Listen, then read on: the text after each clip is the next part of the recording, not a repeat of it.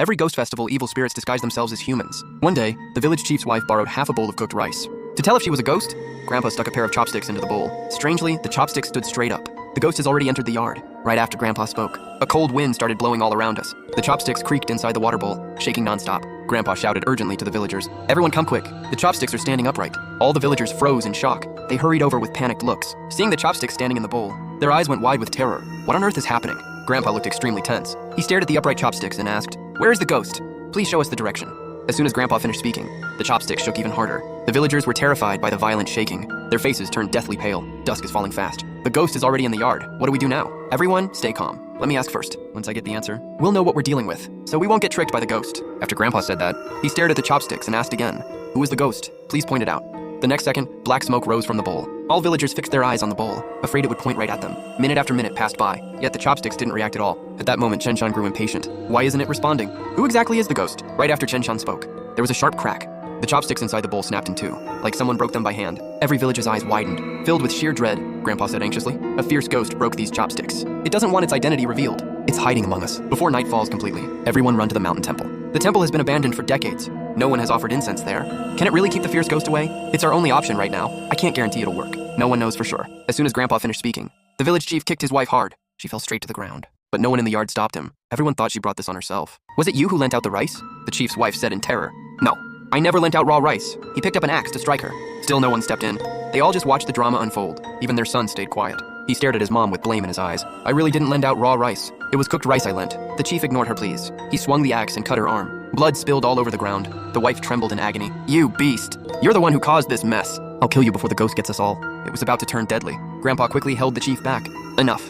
Stop this now. We need to run.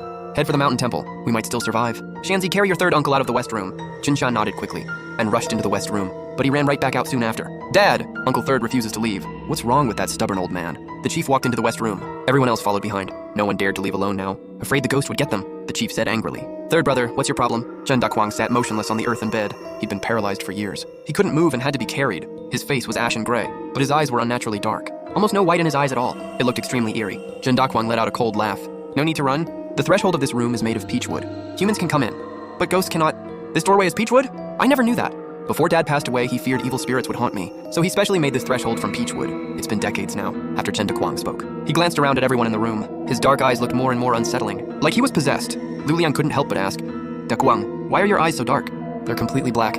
You can't even see the whites. I've been paralyzed for years. I barely leave this room. After so long, my eye color just changed. If you're scared, go hide in the mountain temple." Liu Liang stayed quiet for a moment. "Ghosts can't get into this west room. Let everyone come inside and take shelter." Soon after, the chief called everyone into the west room. Only his wife stayed behind in the yard. Her face was deathly pale, filled with sheer horror. "What are you still doing standing there? Hurry inside!" Her voice was shaking uncontrollably. "Something's holding my leg, stopping me from moving." Right after she spoke, a deafening crash rumbled. Night fell completely. Chen Dakwang let out an eerie chuckle. "She's the ghost." "Don't believe a word she says."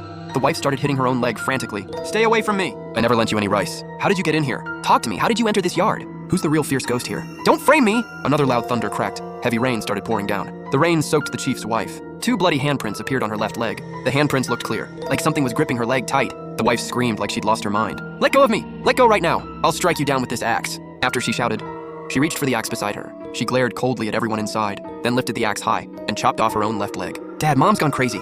That's not your mother." "She's the ghost."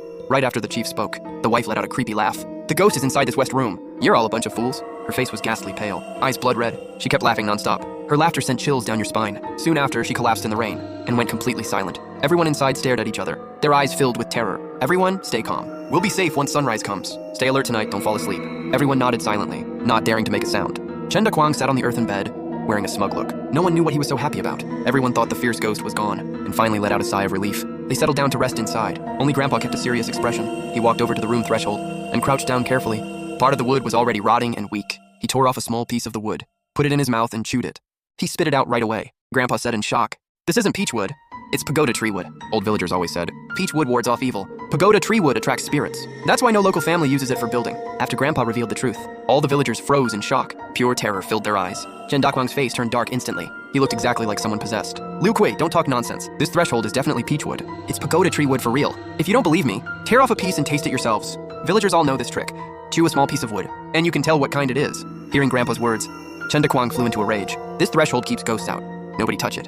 Anyone who wants out can leave right now. The village chief frowned deeply. He tore off a piece and chewed it. He spit it out moments later. His expression turned grim. He stayed dead silent. Chief, is it peachwood or pagoda wood? Seeing the chief stay quiet, Liu Liang also grabbed a piece. He chewed it and spit it out too. It's pagoda tree wood. It attracts ghosts, Daquang. You bastard! You were gonna get us all killed! Chen Daquang seemed like a completely different person. He roared in fury. Why do all of you get to live normal lives? You always come mock me when you visit. I know you all wish I was dead. Well, now all of you stay here and die with me. Guys, more episodes coming soon. Watch the full story early. Tap the link below to download the app. Search Buffalo and the Half-Human Ghost to continue watching.